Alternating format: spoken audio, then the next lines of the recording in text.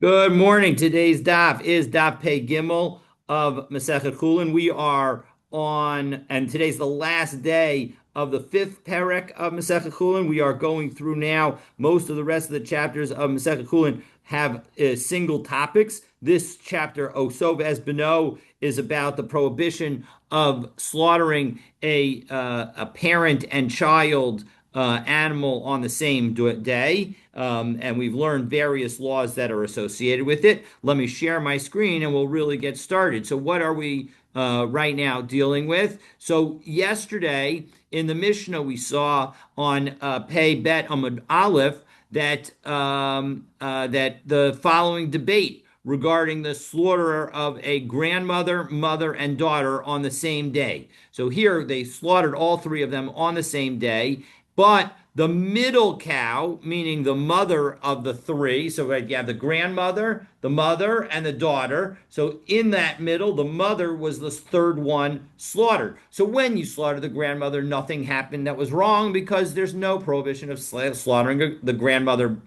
animal itself. You can slaughter the grandmother animal. And then when the granddaughter animal was slaughtered, the youngest of the animals was slaughtered, the third generation, also nothing wrong was done because it wasn't the daughter of the grandmother. But now when you slaughter the mother animal, you're doing essentially two things wrong. Or at least you could view it as doing two things wrong. You're slaughtering the daughter of the grandmother and you're slaughtering the mother of the granddaughter. And so as a result, the question is, how many times do you get lashes? The Tanakama says, no, it's just one prohibition. You're only slaughtering one animal, even though there's the grandmother makes it the daughter and the granddaughter that makes it the mother. It's still just one prohibition, and you only get 40 lashes. Sumchus, in the name of Rabbi Meir, says, no, you get 80 lashes. You've slaughtered one animal, that's true, but you get punished for it being the daughter of the grandmother, and you get punished for it being the mother of the daughter of the granddaughter. And so as a result,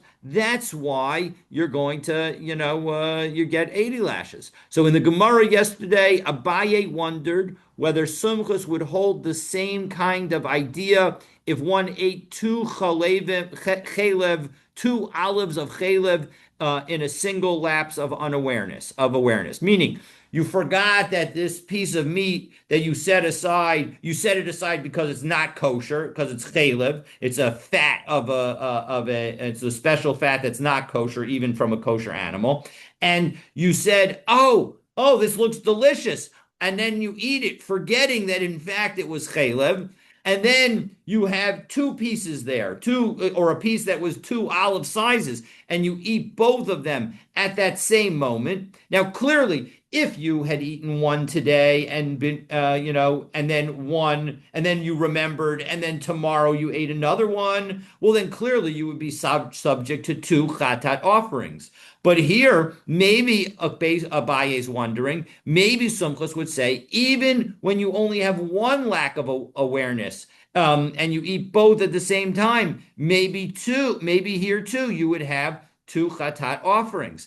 And so we've already tried unsuccessfully twice to prove that Sumchus does think that one would be liable for two chatas offerings for eating two olives of chalev in a single lapse of awareness. And as we pick up on the fifth line of Pei Gimel Amud Aleph at Tashma, the abbreviation in the middle of the line. So the Gemara tries again for a third time. And as a foreshadowing, I will note that it too will be unsuccessful. But let's see whether we can prove that that Sumchus would hold that if you ate two in one lack of awareness, you would be subject to two sacrifices of a chatat, one for each sin that you did accidentally or inadvertently. So Tashma, achal shnei gidin v'shnei yerechot v'shnei behemot. You ate two gidanasha sinews from two different thighs from two different animals. Now, we'll note that it must be the reason that it's referencing two different animals is to indicate that these could be the same right thigh of which is the one that is the problematic one, is the gidanasha, and therefore, according to some opinions, and so as a result, that could be you're doing essentially two sins. So sofek shmonim, you get 80 lashes, meaning you get two sets of malchus penalties. So Rabbi Yehuda says, Ain sofek el arbaim. No, you only get 40. You only get 40 lashes. So hechidami. So what's the case, right? We know that the person is doing two sins, but the question is, what is the story in connection with those two sins? If you were to tell me that the story is that he ate one and then he ate another at two separate times, and each time he was warned about it. So my time at the Rebbe Yehuda, the Amar Arba'im V'Sulo. Why would Rebbe Yehuda say that you only get 40 lashes? The person did two sins, was warned each time, he should get 80 lashes, 40 for each sin that he did. So it has to be that there was all eaten at one time, and there was only one set of only one warning associated with it. So as a result, now we have a problem with why does the Tanakama say that you're liable for two malchus penalties? So man Tanakama, who is the Tanakama?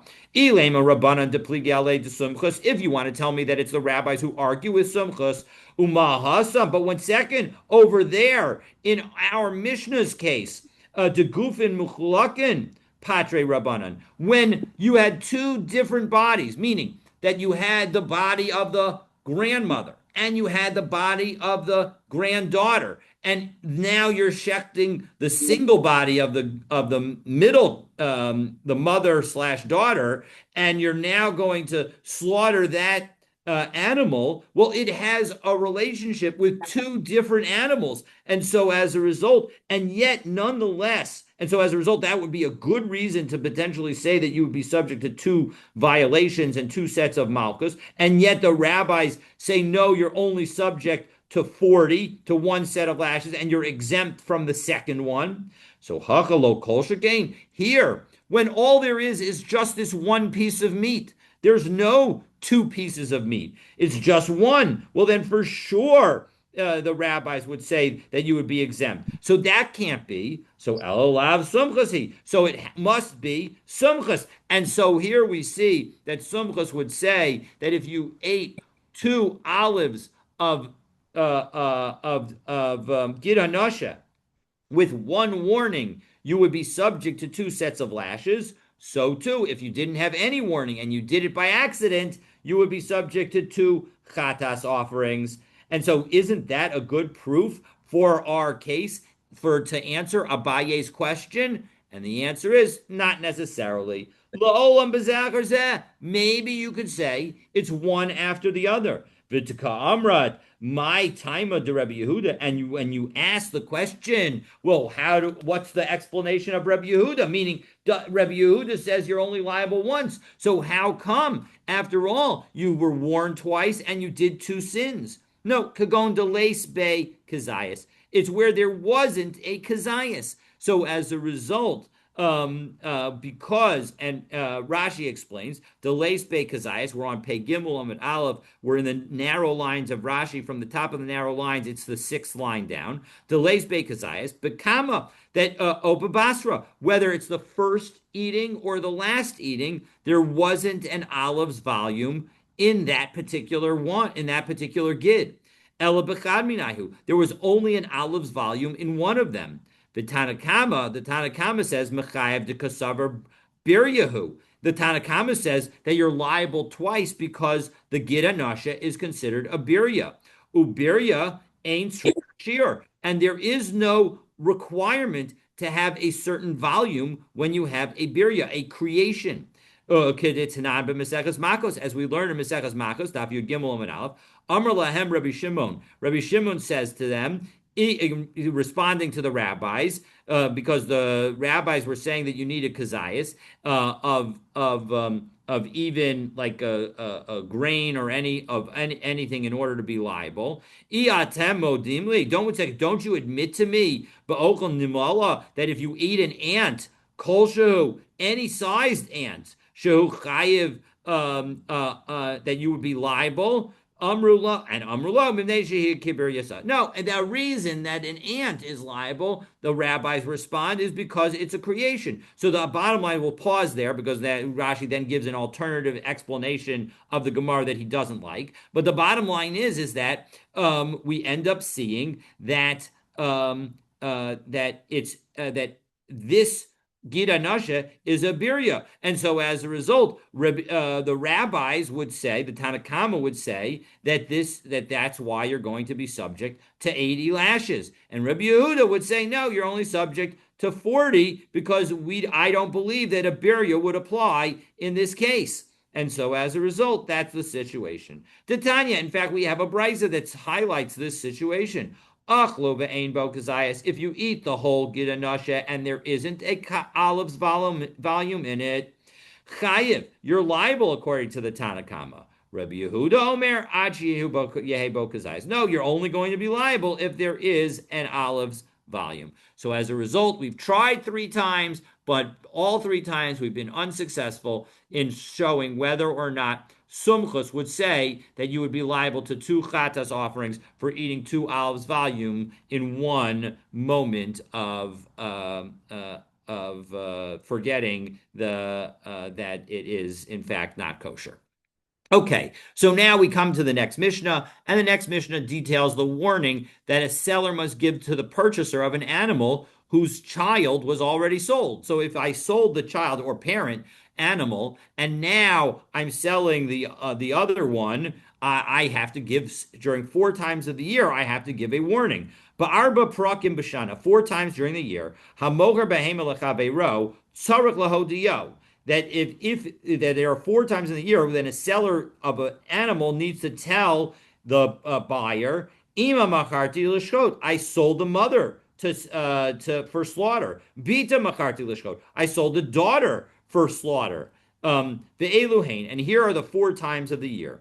Erev Yom Tov ha'achron shel Chag, the day Erev, the last day of Sukkot, namely Shmini Atzeres, the Erev Yom Tov ha'rishon shel Pesach, and the day before the first day of Pesach, the Erev Atzeres, and the day before before Shavuot, the Erev Rosh Hashanah, and the day before Rosh Hashanah. It's interesting to think about the ordering of these, because you would have thought that if we're beginning with Rosh Hashanah, so fine, begin with Rosh Hashanah.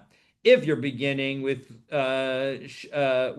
Pesach, great, begin with Pesach. Meaning those are the 2 times that we usually think of the first holiday of the year. If you ask me what's the first holiday of the year, I could say, well, it's either Rosh Hashanah, because that's the New Year, Jewish New Year, or because we count months from Nisan, the first holiday is Pesach. But here we started with Sukkot. So it's very interesting to think about why that might be. At least from my perspective, the fact that we're talking about the eating of animals is a specific moment of joy, and of course, Sukkot is Zman Simchasenu, and so maybe there's a specific desire by the Mishnah to start with Sukkot in order to highlight. That's my own thought that I share off the top of my head.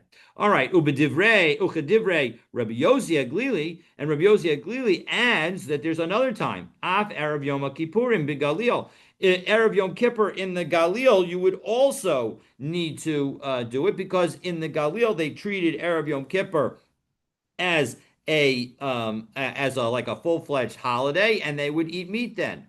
So Rabbi Yehuda says, no, I don't agree that everything is required. Amasai bisman she'ein lo reva. The only time that you need to make this statement is when there has been no time between the sales, meaning that if both sales were on the same day. Aval yesh lo, and Rashi tells us she'ein lo reva hefzak bein time shemakar ha'em hayom, meaning that as long as the mother was sold today, or the child was sold already earlier today, then you need to notify the buyer. Aval yesh lo reva, keep your finger on Rashi, back into the Rashi. Aval yesh lo reva shemakar es harishona etmol. You sold the first animal yesterday, v'ashniya hayom, and you're selling the second one today. In that situation, back into the Mishnah, Ain sarach lahodio. You don't need, and we're right now. That those words are the first words of the one, two, three, four, five, six, seven, eighth line down in the wide lines of the Gemara on Pei Gimel Amud Aleph. So Ein Sarach Lahodio, you don't need to notify the purchaser. Umoda Rabbi Yehuda. However, Rabbi Yehuda says there is a situation where you need to notify the purchaser, even if it's not during the special times of year, and even if you don't, even if the two different people purchased it on different days. If you sell the mother to the chassan, to the groom, and the daughter to the kala, you better let the couple know that in fact that it's the mother and daughter animal, because as Rashi tells us, Moda Rabbi Yehuda, Afal Pisha Lakok Zeh Hayom V'Zel Machar, even though one was bought today and one was bought the other, because as we go back into the Mishnah, biyadua shishneim shochtim biyom echad, because you know that they're both intending to slaughter the animal on the same day. They're both intending for these animals to be part of the wedding festival and the wedding holiday, the wedding meal, and so as a result, they're going to be potentially slaughtered on the same day. That would be terrible. So ba'arba parakim elu. So moreover, on these 4 times of year, mashchitin es hatabach al karcho.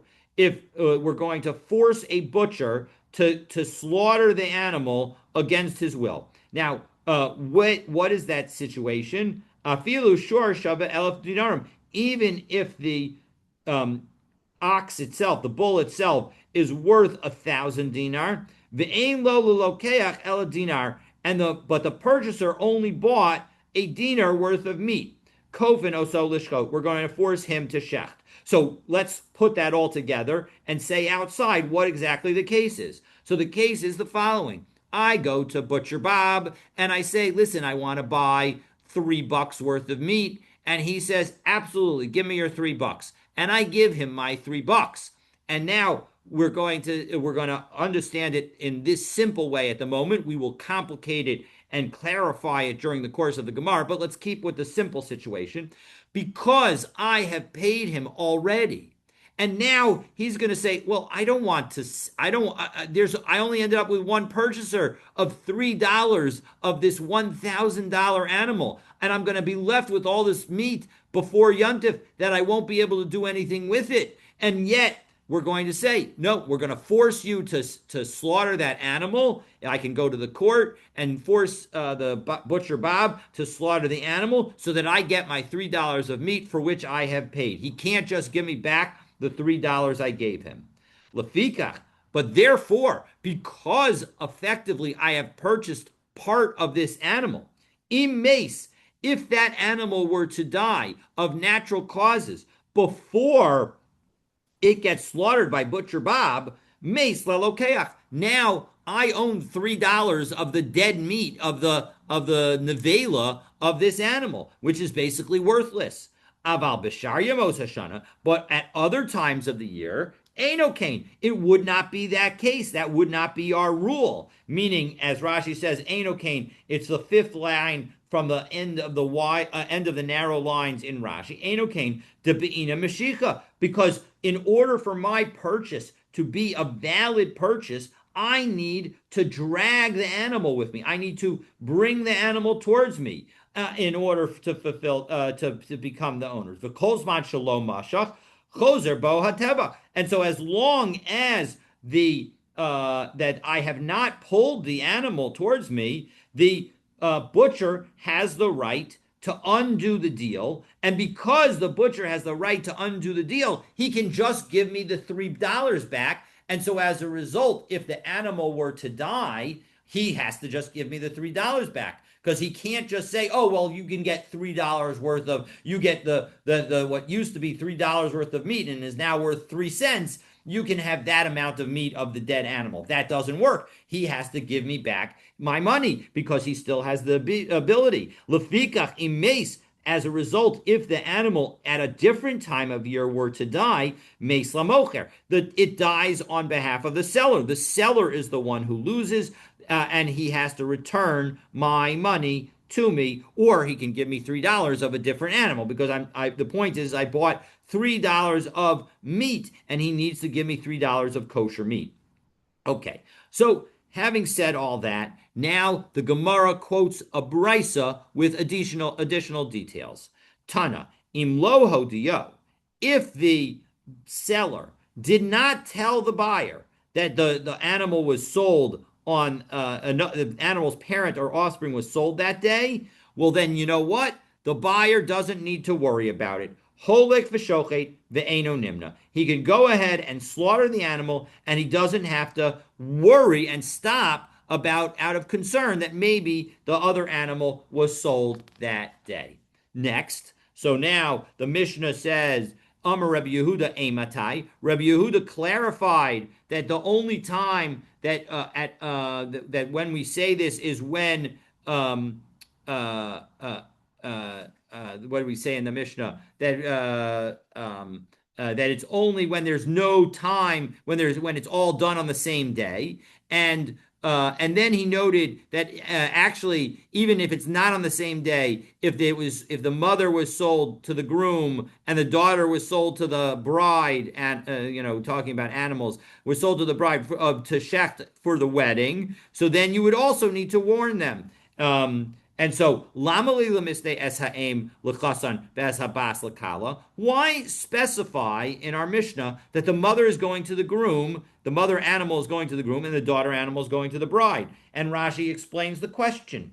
3 lines up in Rashi on the narrow lines. Lamali lemiste es ha'em l'chasan. Listening, let it just teach us that if one of them was sold to the groom, v'zula kala, and the other one was sold to the kala, umay paska denakat l'chasan aim ulakala bas. Why specifically mention that the mother is going to the groom and the daughter is going to the bride? So Milsa, back into the Gemara, and the Gemara explains Milsa. We're now 1, 2. 2 lines down below where the Gemara begins in the middle of the Gemara. Milsa, fourth word on the line. Milsa agav orche kamash malan. It's teaching us something in passing. The orach ara, that the way of the world is lemidrach bechasna tvei bimbe kalta, that the chassan is more excited about spending effort in order to make it a big party than the kala is. I don't know whether that's in fact true today, but certainly that seemed to be the case in those days. And maybe it was more of an obligation, a financial obligation on the groom, given that the bride was bringing with her the her dowry.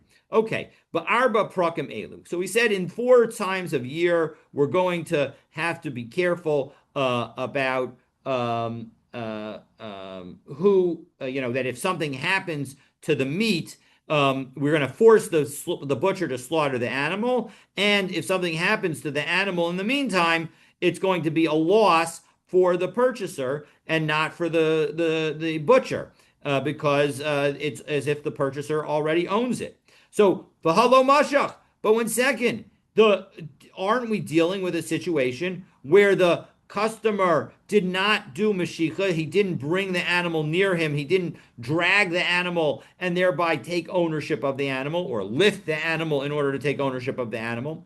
So Amar Rav Huna, Amar Rav, Kishim Mashach. No, we are talking about where he did that lifting and drawing near. Well, 1 second, if he did that lifting and drawing near, but then you say at the end of our Mishnah, Aval Bishar Yemos Hashana Enokain, Lefikach im Meis Lemocher, V'hamashach. 1 second, we just said that at other times of year, if the animal dies before it's slaughtered, it's the seller's loss. But if the guy did Mashicha already on the animal, so he already owns a portion of that animal, well then shouldn't he suffer the loss and not have the butcher suffer the loss? Because after all, he already owns the animal. It belongs to him. So as a result, we have to clarify our answer. And we have an A prime answer. Amar of Shmuel bar Rav Yitzchak, La'olam Shalom Mashach. Really? No. The guy himself didn't do Mashicha. Ukagon shezika lo al yedei acher. No, there was a zechus that was done, a kinyan that was done by somebody else for him. Okay, and specifically without his knowledge. But arba prakim elu, in these four times of year, dizachus hulo, where it's clearly a benefit for him to get the meat because everybody wants meat, and if you don't take ownership of it, maybe the butcher will sell that meat to somebody else, and somebody else will claim it, and then you'll be left without any meat for the holiday. So zachin la'adam shelo b'fanav. So in that situation, we'll say that a person can benefit somebody else when the other person isn't there. But ubishar yemos hashana, at other times of year, dechov hulo, where it's not, it's an obligation to own meat, meaning that there's a risk associated with it that is greater than the benefits that are associated with it. So, because if anything were to happen to the animal, now once you take ownership of it, you suffer the loss. So, ein chavin la'adam shelo b'fanim. Well, we're not going to allow somebody to make an obligation to somebody else when they're not in their presence, and so as a result, that's why in our original case, the owner, the purchaser, it owns the meat and will force the slaughterer to sell it, to slaughter force the butcher to slaughter the animal. And if the animal dies before it's slaughtered, the purchaser suffers the loss because he's already owned it. And in the other case, in the rest of the year case, when even if somebody did a kinyan for the purchaser, it doesn't matter, and the seller will need to give the money back to the butcher. Will need to give the money back to the purchaser. And so again, one fact situation, and it just depends on the time of year. The fact situation is I go to Butcher Bob and I say, Butcher Bob, I want to buy $10 of meat. And he says, great. And then I'm not in the presence of Butcher Bob, but Butcher Bob then goes to Mark and he says, Mark, I want you to drag this animal because this animal is now going to be $10 of the meat of this animal is now going to belong to David. And so Mark goes and he drags the animal, and now $10 of the meat of this animal belongs to me. So as a result, we have two different rules. During the 4 times of year that everybody wants meat, we're going to force Butcher Bob to now slaughter the animal because I own $10 of the meat and I want meat. And if the animal were to die before Butcher Bob slaughters it, I suffer the loss of that $10. That $10 of nevela meat still belongs to me, but now it's worth 2 cents. And so all of that loss belongs to me. On the other hand, if we have the same factual situation, except that it's a different time of year, and Mark still did the Mashiach on my behalf, but because it's not all good for me, or it's not mostly good for me, therefore, if now I want to try and force Butcher Bob to to give me meat, I cannot force him to slaughter the animal. And not only can I not force him, and given the fact that I cannot force him to slaughter the animal, if in fact the animal were to die, he has to give me back my $10, and I don't suffer any loss because I do not actually own a piece of that meat, a piece of that animal. So Rabbi Elazar Amar Rabbi Yochanan, Ba'arba Parakim Elu, at these 4 times of year when we want meat, Hamidu Chachamim Divreim Al Din Torah.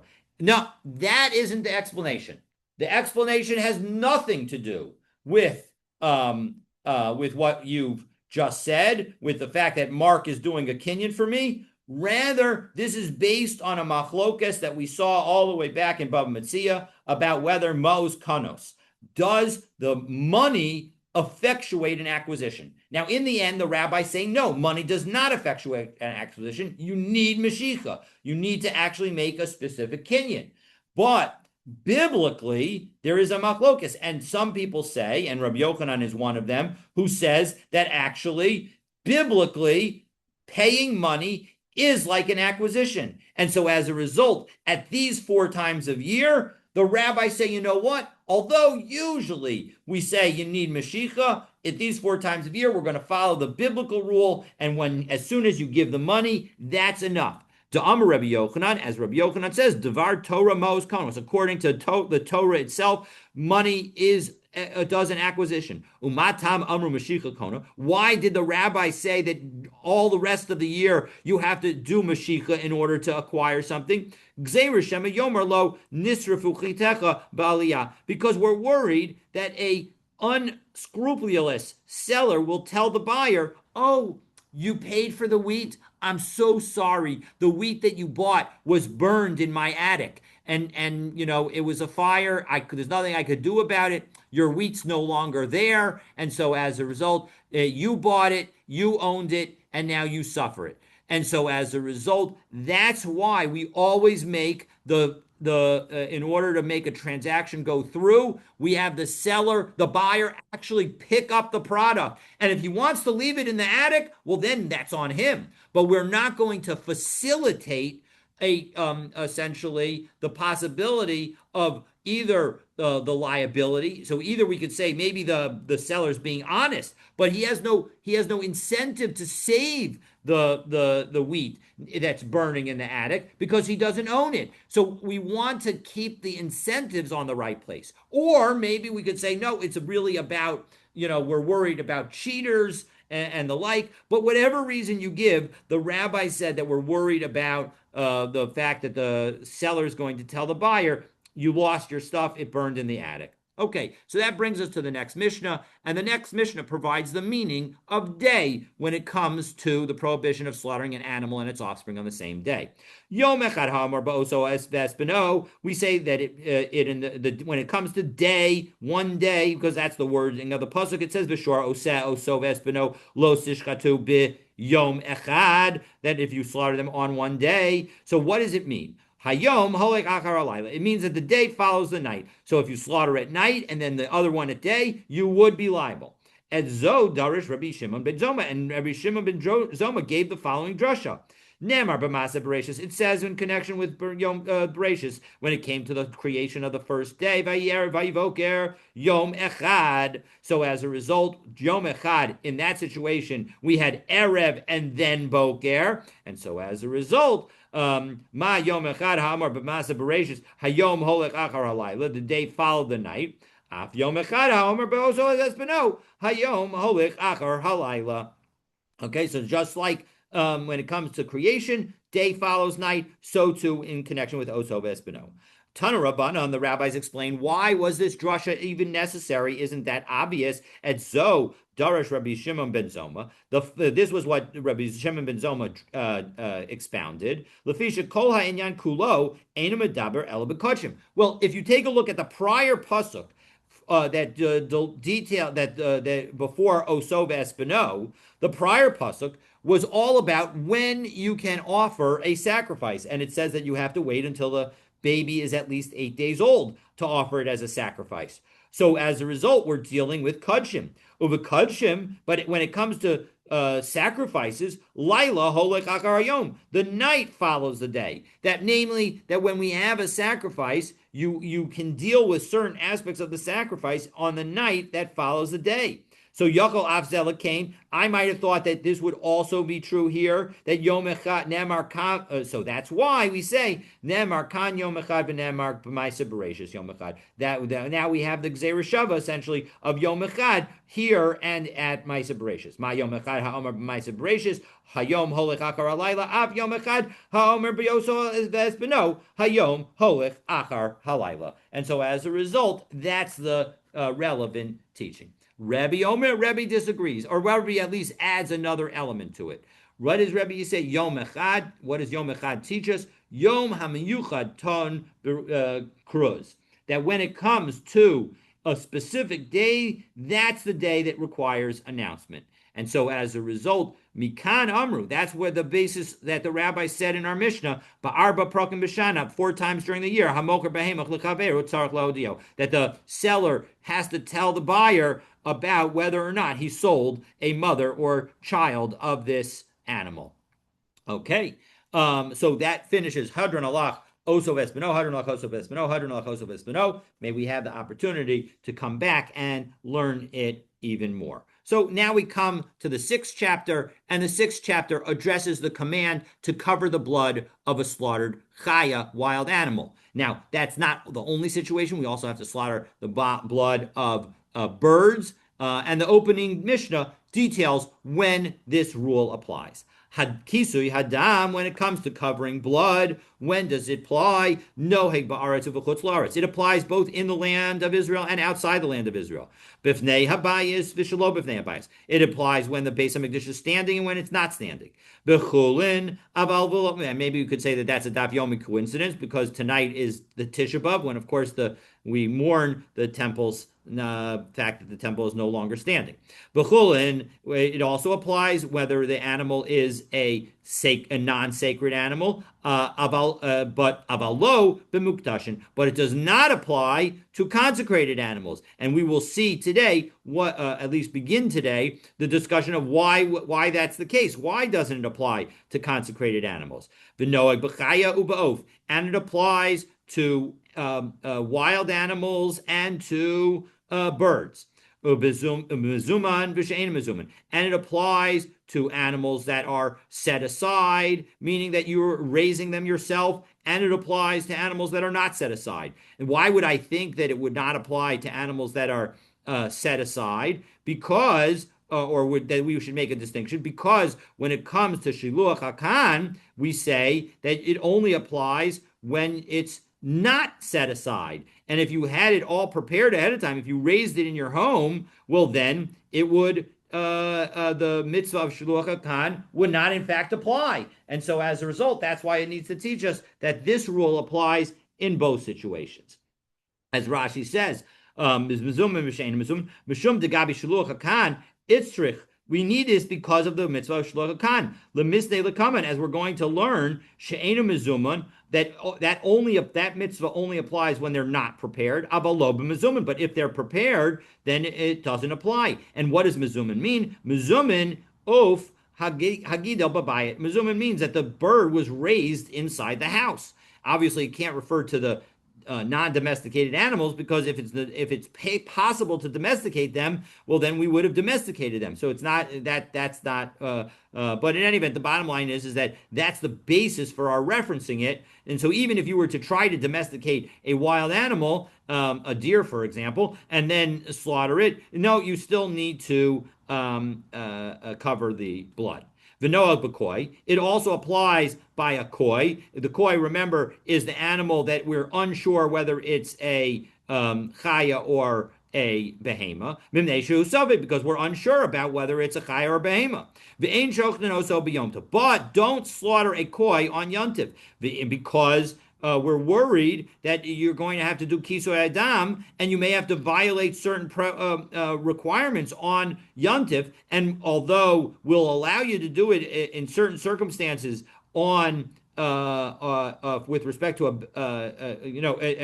and we don't want you to do it and although when it comes to a chaya, we'll allow you to do it if you've prepared ahead of time certain aspects of it, but here we're not sure that whether it's a actual chaya. So as a result, you're putting yourself in an uncertain situation, and you may have to violate yontif, and so that we don't want you to do that. So the im shachato, and so if you do slaughter it, ein mechasin es damo, you're not going to cover the blood.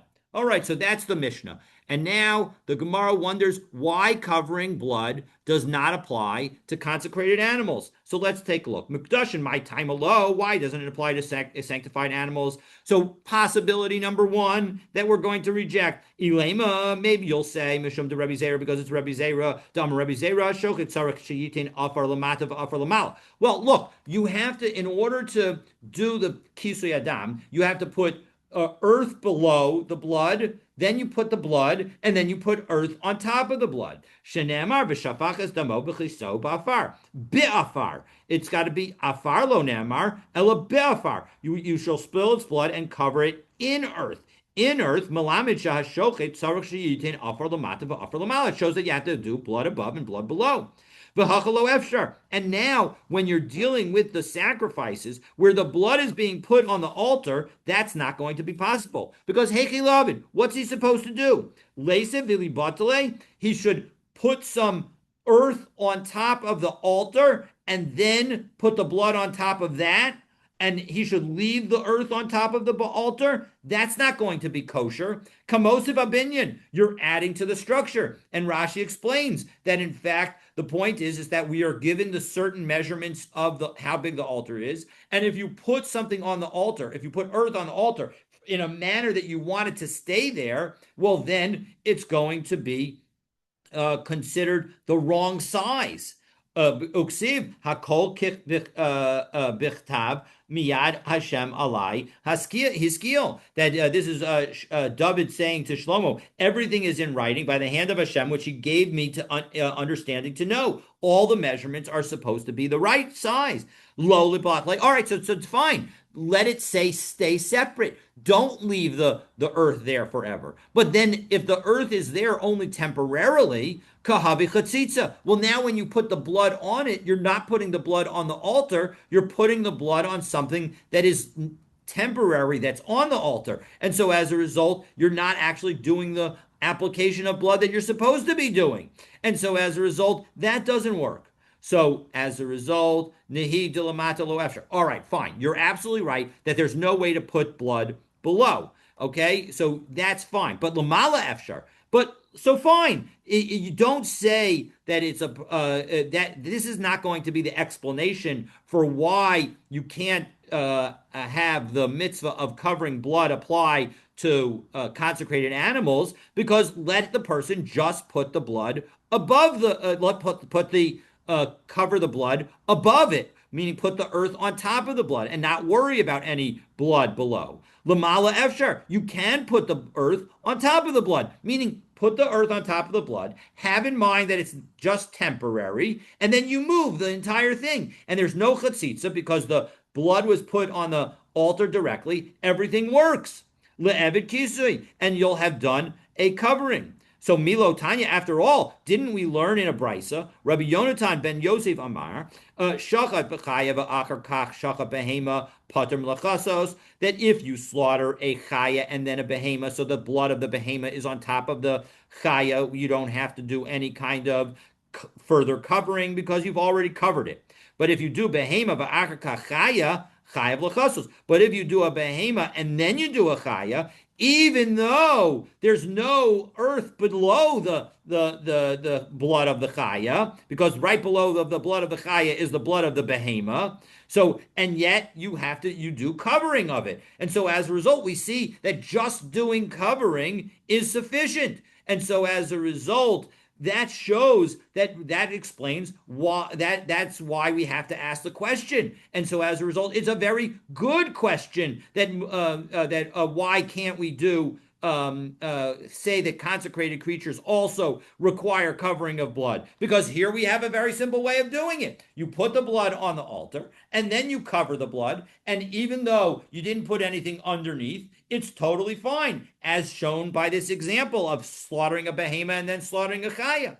No, Kedei Rabbi Zera, it's based on the problem is that doesn't work because of Rabbi Zera's teaching. To Amar Rabbi Zera, Kol haroi labila, ein bila ma keves bo, v'chol she'ein haroi labila, bila ma keves bo. Well, let's remind ourselves what this phrase means. The phrase means, and the phrase is said in connection with a mixing of a mincha offering, where we say that a mincha offering must be cannot be larger than 60 sah, and the reason is because if you have larger than 60 sah, you're not going to be able to mix it well. But it turns out that we also said in Masechet Menachot that actually if you have a mixture and you never actually mix it, if you have the oil and the flour and you never actually mix it together, the mixing wasn't required.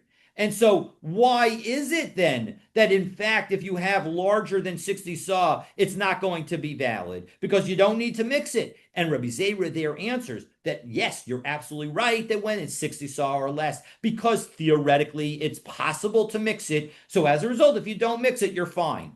But when it comes to 60, more than 60 sah, when it comes to 61 sah, where you're not able to mix it well. And so as a result, that there we're going to say you must mix it, meaning you must do what's impossible, meaning that it's never going to be kosher. And so now applying that principle here, we say the following. When it comes to the situation where you slaughtered a behema and then a chaya, well, you could have put dirt down, but after you slaughtered the behema before you slaughtered the chaya. And therefore, it was possible to do the dirt before and the dirt after the blood of the chaya. Put the dirt underneath the chaya's blood and the dirt above the chaya's blood. And so that's why in that situation, just having the dirt above the chaya's blood is going to work. But when it comes to the Beis Hamikdash, there it's not going to work, because when it comes to the Beis Hamikdash, you cannot put the dirt down beforehand, because either it will serve as a chitzitza or it will be causing the mizbeach, the mizbeach to be the wrong size, and so as a result, no matter what, you're going to have a problem. So because you can't put the dirt down first, now the having the first dirt down first becomes ma'akevet, becomes an essential element of it, and so as a result, that's going to be the situation. So fine, you know what? Apply the blood on the altar and then remove the blood from the altar and put it on dirt and then cover it. So why isn't that good? Because after all, Milo Tanan, didn't we learn dam hanitas, when it comes to blood that splatters, v'sha'al hasakin, and the blood that's on the knife of the shochet, chayev l'chasod. Those bloods also need to be covered. And what about that knife? Now, the blood that's splattered, if it's splattered on earth, so fine, it's got earth below it, and you put more on top, and that's fine. But the blood that's on the knife certainly was never it wasn't put directly on earth. You're just going to scrape it onto the earth. So alma de garu mechazile, you can scrape and cover. Hachanami nigro nechazile. So here too, let the guy scrape it and cover it. So answer number one, ibikodshe mizbeach hachanami. You know what? You're absolutely right. When it comes to something that is kodesh for the mizbeach, you're absolutely right. Then we do have kisoy adam. And in fact, what we would need to do is we'd apply the blood. And obviously, what blood are we talking about? Because obviously, chayot are not sacrificed in the Beis Hamikdash. We're talking about the blood of a bird. So the blood of the bird is applied to the mizbeach. And now, after it's applied to the mizbeach, we'll scrape off the blood, we'll put it elsewhere, and we'll cover that blood. But here's what we're talking about. We're talking about things that were sanctified for the to the upkeep of the Beis Hamikdash. As we turn to Pei Dalet Amud Aleph. So in second, though, let the guy redeem the animal and then cover the blood. Meaning, why is it that now this animal that was dedicated for the upkeep of the Beis Hamikdash and was now slaughtered is not kosher and doesn't require kisoy adam? It's because the animal, you're not allowed to benefit from it. You're not allowed to benefit from hektish. And so if somebody were to slaughter this animal by accident, not realizing that it was a hektish property, nobody's going to be able to benefit from it. So that shchita is not considered a valid shchita. And so as a result, since that shchita is not considered a valid shchita, we don't have any obligation to cover the blood. But one second, let's turn it into a valid shchita, as we're on the top of Pei Dalet Amud Aleph, as we'll say, leferkinu v'lekasinu, as Rashi tells us, top Rashi, v'yu mutarin b'achila. If we redeem it, then it will be mutter to eat. V'hadar lichasei ledam, and now we'll be able to cover the blood again, because it's going to be kosher to eat. So, no, be'inan hamada v'ha'aracha. No, there's a very important rule when it comes to redeeming animals from hektish. That rule is that you need to stand up the animal and assess it. And here, as Rashi says, take a look at the second line on Pei Dalet Amud Aleph, hamada v'ha'aracha, ein podin es hakadshim la'achar misa. You're not allowed to redeem kodshim, holy animals, after they die. Why? Because it says in Vayikra Perakav Zayin Pasuk Yud Aleph, it says V'hamid es habehema lefnei hakohen v'harichota hakohen, that you're going to stand up the animal in front of the kohen, and the kohen is going to assess it. So you can't do that two-step process, meaning the Torah didn't need to say v'hamidas habehema lufnei hakohen. It could have just have said v'harich osah hakohen, that the Kohen assesses it. The fact that you have to stand it up was teaching us that it needs to be able to stand up. And when it's after it dies, it can no longer stand up. And so as a result, that shows that you can no longer redeem it. And because you can no longer redeem it, so as a result, when you do the shechita, it's not going to be considered a good shechita. And that is why a hektish animal, when it's dedicated only to the Beis Hamikdash for the upkeep of the Beis Hamikdash, that's why Kisui Adam does not apply. The requirement to cover the blood does not apply to a hektish animal. Ukaman, but second, that's problematic because who is that like? Rabbi Meir de Amar Kol Hayu Bichlal Ha'amad Aracha. One second. When it comes to Rabbi Meir, he's the one who says that all kinds of consecrated animals require standing up and assessing them, and so that works. We need right. The bottom line is we need two to give us this answer. We need two qualifications. We need the person to say that you need hamad of haracha, that you need to be able to stand the animal and assess it. And here you can't do that. And you need to hold the principle of a shechita of an animal that is not going to be kosher to eat is not considered a valid shechita. If you hold both of those, well, then when it comes to this hektish animal, that will explain why it's not going to be subject to kisui adam. But the problem is although Rebbe Meir holds that you need to have standing and assessing hamad of haracha, ha'amar shchita she'ena ruya shma shchita, but he's the one who says that even a shchita that is not going to make the animal kosher is still considered a shchita. And so as a result, even though you require ha'amada and haracha, when you did the shechita, even though the animal is not going to be kosher, you still require the covering of the blood according to Rebbe Meir. So it can't be Rebbe Meir who's the author of our Mishnah. And Ika Rebbe Shimon Da'amar Shchita She'ena Ra'uya Lo Shma Shchita. And if you want to say, well, the author of our Mishnah is going like Rebbe Shimon, because Rebbe Shimon's the one who says that when it comes to slaughtering that, and you slaughter an animal that isn't going to be kosher, it's going to be not considered a shechita, and that's why this is not going to be a valid shechita, and therefore you don't need to do kisui adam. But the problem is ha'amar lo hayu b'klal ha'amada b'haracha. The problem is that he says when it comes to hektish, that is hektish for the purpose of the upkeep of the Beis Hamikdash, it isn't covered by the requirement of Hamad of Haracha, and therefore, he could say, let the guy redeem it, and as a result, now that you've redeemed it, it's going to be a good shechita, and so as a result, both according to Rabbi Meir or according to Rabbi Shimon, there's no reason not to apply kisui adam even to a hektish animal. So Amar Rav Yosef, as we finish answer number one to why our Mishnah says that a hektish animal doesn't have the rule of kisui adam, Rebbe actually our Mishnah is Rebbe, the Nasiv La Aliba Tanai, and he came to his approach based on the various Tanayim. B'shchita she'ena ru'uya savar la Rabbi Shimon, that he believes, he thinks just like Rabbi Shimon thinks, that when a shchita doesn't make the animal kosher, it's not a good shchita and therefore will not trigger kisui adam.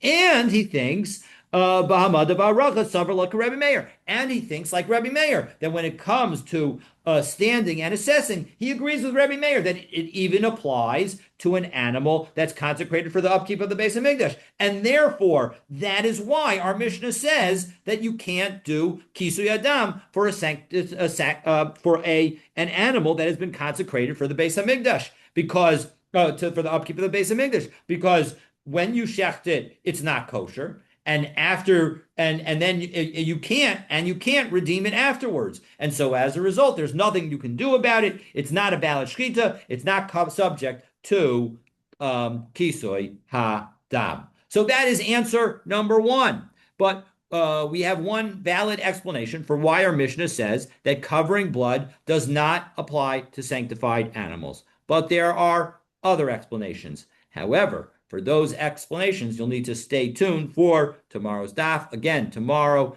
10 p.m. after the fast. Please, looking forward to seeing you at that time.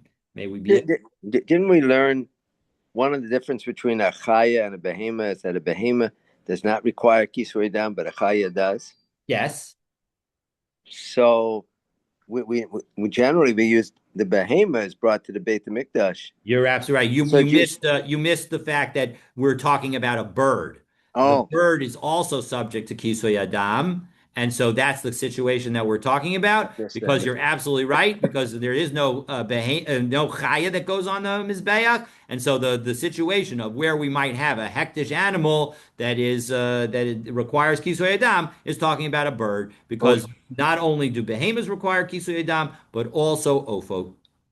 behema do not require kisui dam. I'm sorry. I'm not only do chayas require kisoy adam. My apologies. Thank you, thank you, thank you. Not only do chayas require kisoy adam, but also ofo. So in Right, addition, that's it. okay. So that's the answer to your question. Excellent question. But thankfully we have a good answer. All right. Have a wonderful day, an easy and meaningful fast. And God willing, we should see the redemption of the Jewish people, as we saw even today, right? The mitzvah of Kisui Adam applies both when the mikdash is standing and when it's not standing. God willing, it should, for those of us who are learning about all these situations, not only should we be able to see the mikdash today when it's not standing, but we should be able to see it when it is standing. Looking And it forward. applies b'chutz haaretz too, right? And it applies to Chutz La'aretz too. Absolutely. That's the top Mishnah Right. of this parak. So take a look at that and looking forward to continuing our learning together.